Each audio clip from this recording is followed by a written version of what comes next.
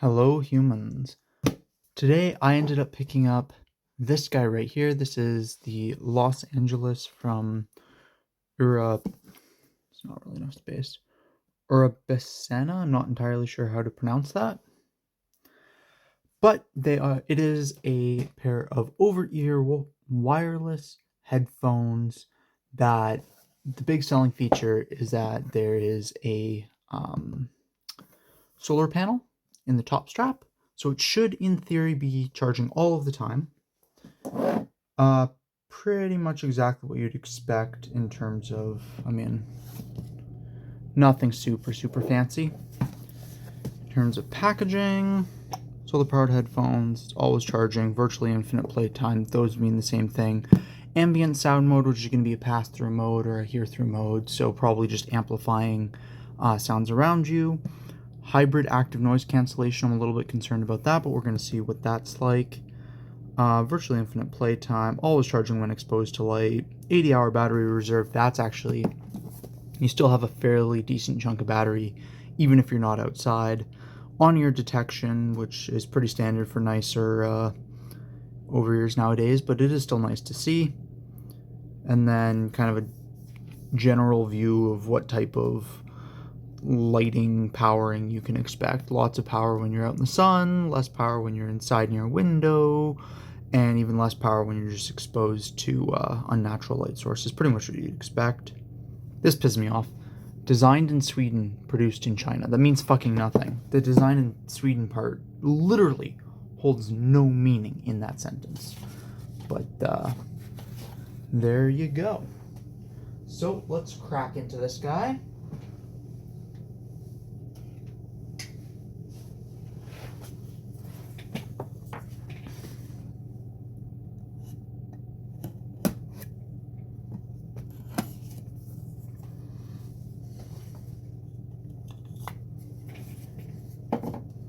I think that's it. I think it's just two pieces of tape. Oh wait, I don't think I saw a Proposition 65 warning. That's actually kind of cool. Alright. So, outer cardboard box, burn it, recycle it, do what you want to do with it. And then we have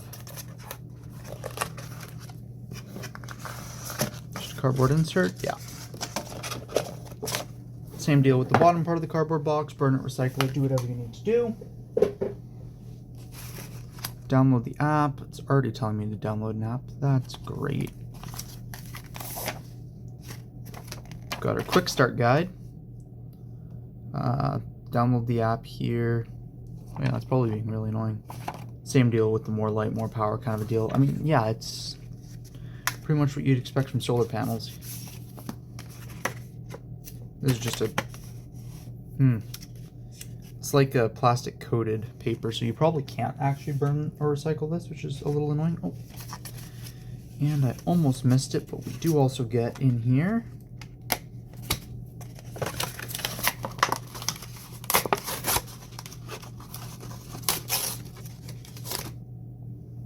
our USB-C cable. It is approximately ½ an inch long and will provide an infinite amount of irritation should you actually use it. I strongly recommend bringing your own. Oh look, spew. Fucking thing. I'll check it out later, see if it's actually worth anything, but I highly doubt it. This is our manual. It comes in all of the some languages. Feature button, status indicator, controls, volumes, yeah. Check that off to the side. This is our warranty information. This is useful. Manuals are pretty good to keep around, but honestly, the quick start guide is probably what you're going to want to go with. It's pretty simple. You turn it on, you connect to it with Bluetooth, and then you listen to stuff. Not a complicated idea. Okay.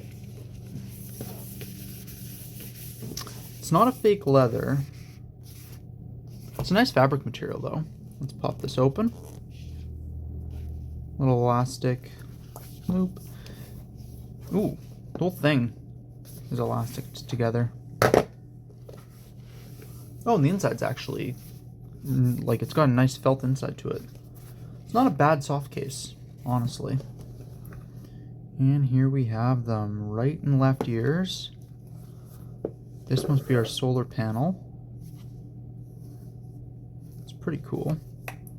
They definitely have the weight that you want them to have. Like, it's all... This piece... Is that plastic or metal?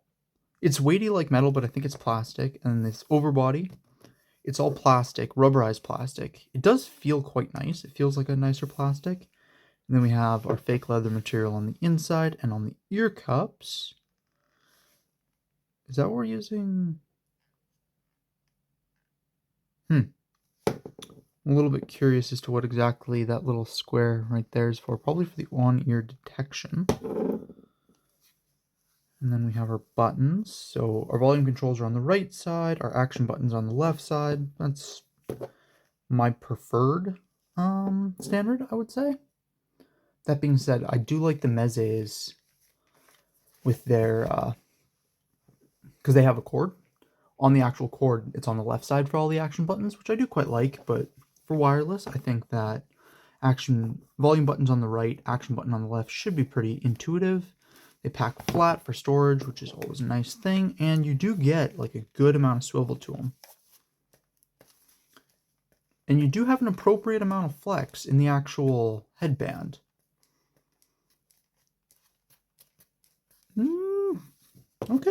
Okay, I'm actually pretty excited. And then ear cup itself doesn't move very well.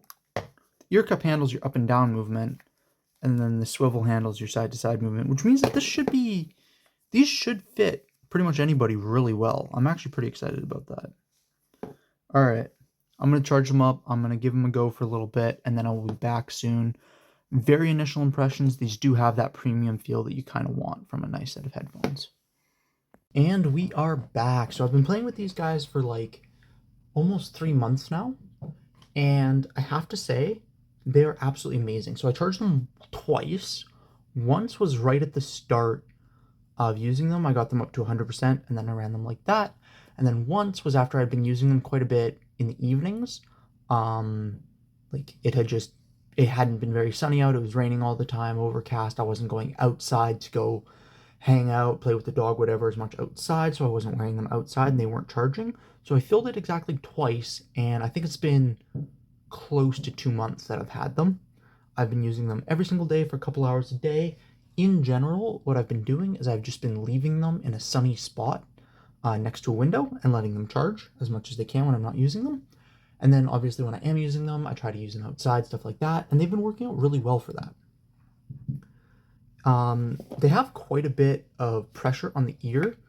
If you work a lot with PPE, it's a lot lighter than like PPE is, generally speaking. Earmuffs, anything like that, this is going to be a lighter pressure than that, but it is more than like my Meze 99 Classics, which is the example I'm going to be comparing to quite a bit, because that is sort of the in price range-ish headphones that I've got. Well, not even, they're a couple $100 more.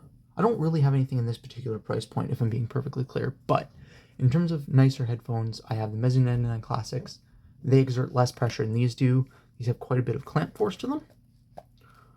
But honestly, in terms of comfort, I did not find that uncomfortable at all. However, there is something I did find uncomfortable about them, and that was inside of the ear cup I found to be not quite deep enough.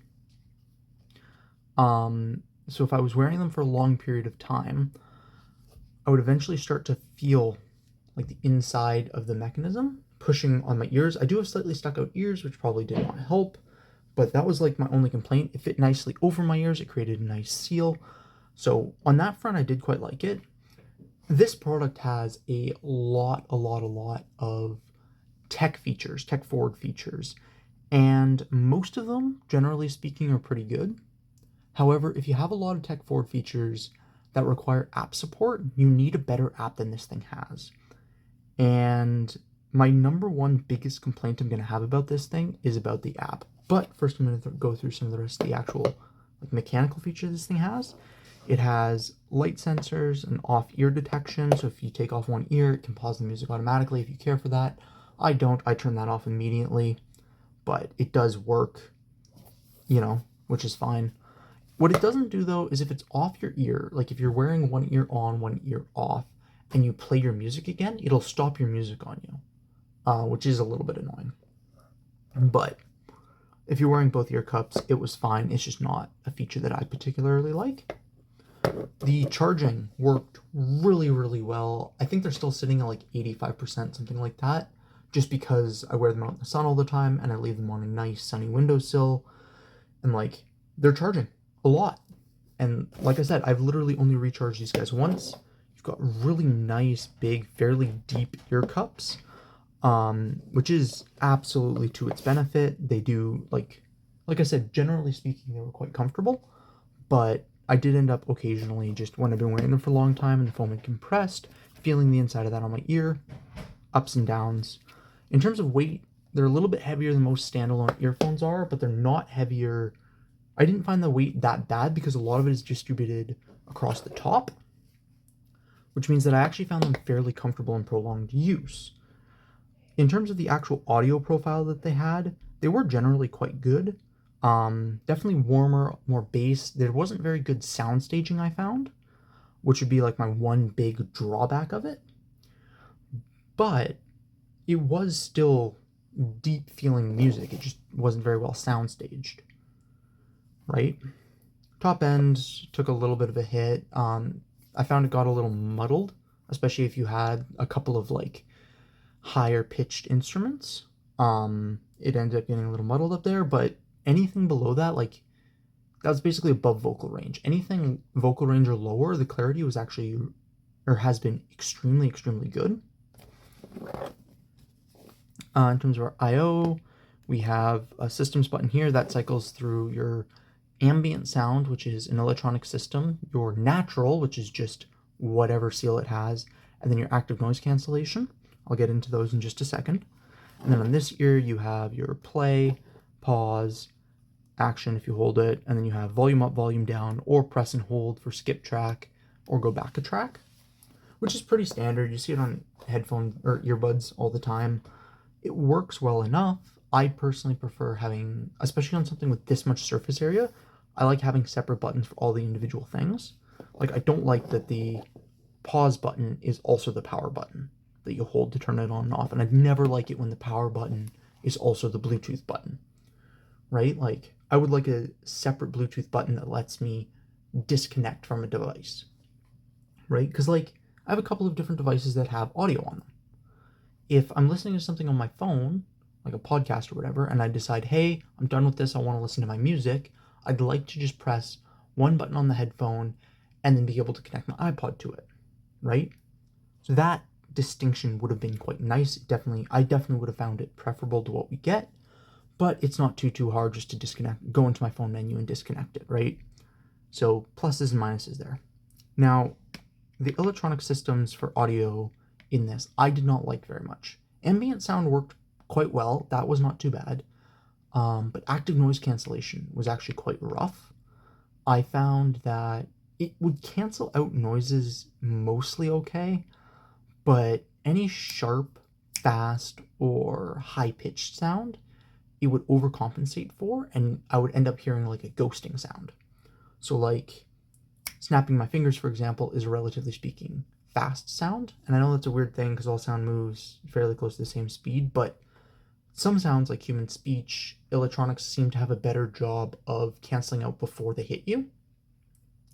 Whereas some sounds like, I don't know, chainsaw or snapping fingers or even an angle grinder or whatever, electronics seem to have a harder time canceling them out. So you get that brief spike of noise right at the beginning before the active noise cancellation figures out what it's trying to do with it.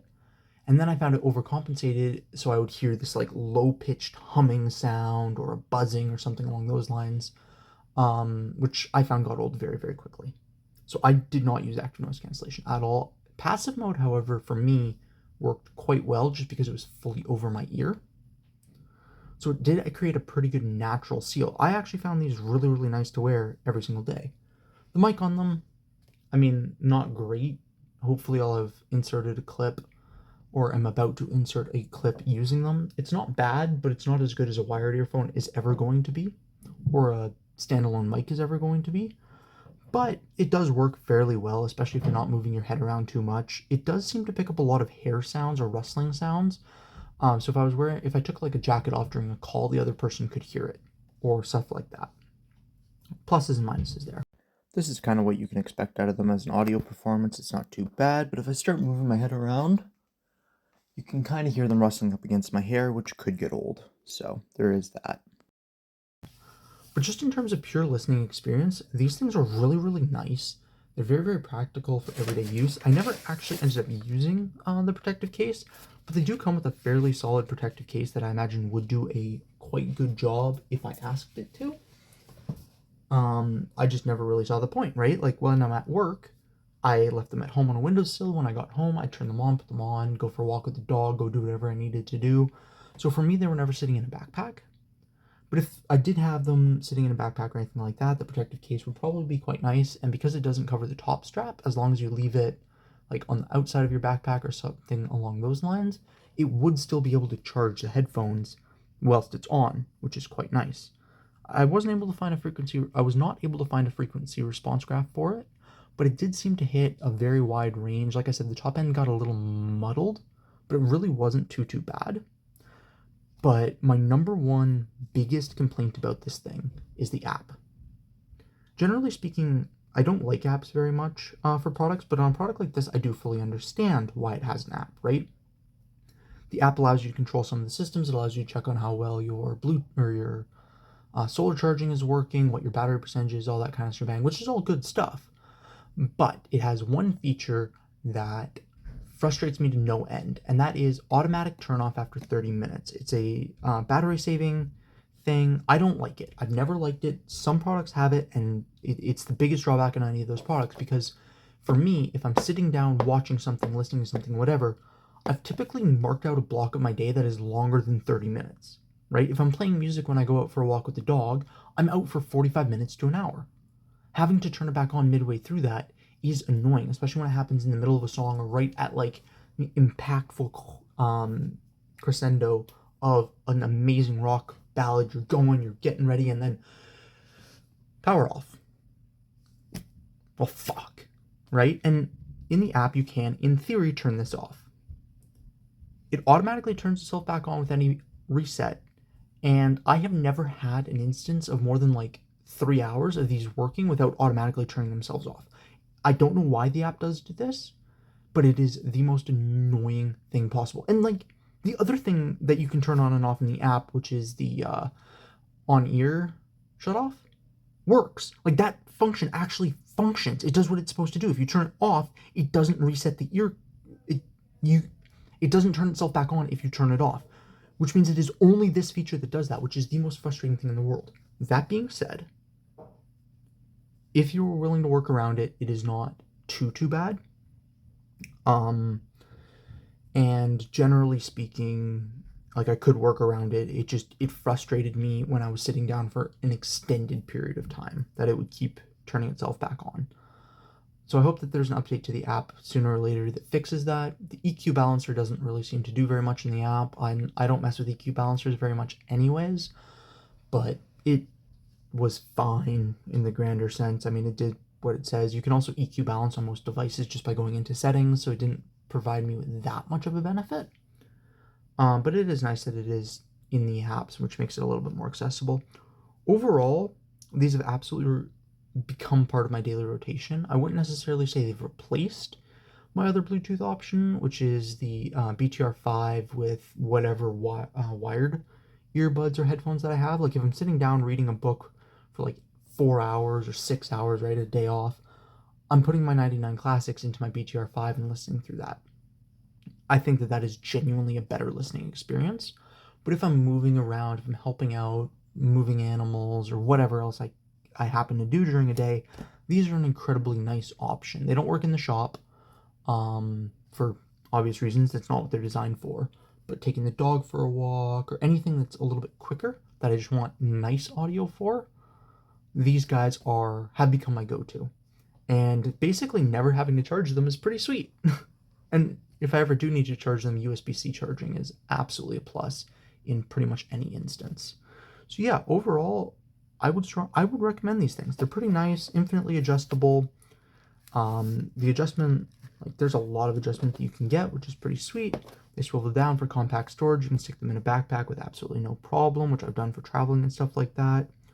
They charge fairly quickly, but again, I've only ever charged them twice. Once was the first time, and then once was because I was using them at night instead of during the day. So, pretty sweet. And again, like if you like rock music, anything with a little more bass, these things are absolutely phenomenal. They're warm, they have good clarity in the bass sections. The sound staging could use a little bit of boost, but they're not open backs, and they're not the actual driver is, I think, too close to your ear to get that good sound staging out of it. That's something about the 99 Classic that's really sweet. There's a lot of depth before you start running against the driver. You don't have that same level of depth with the Los Angeles. But again, not a huge issue and not something I'm going to go out of my way to complain more about than I already have. Like, these are absolutely sweet. I absolutely recommend them. Stay safe and have fun out there. Peace.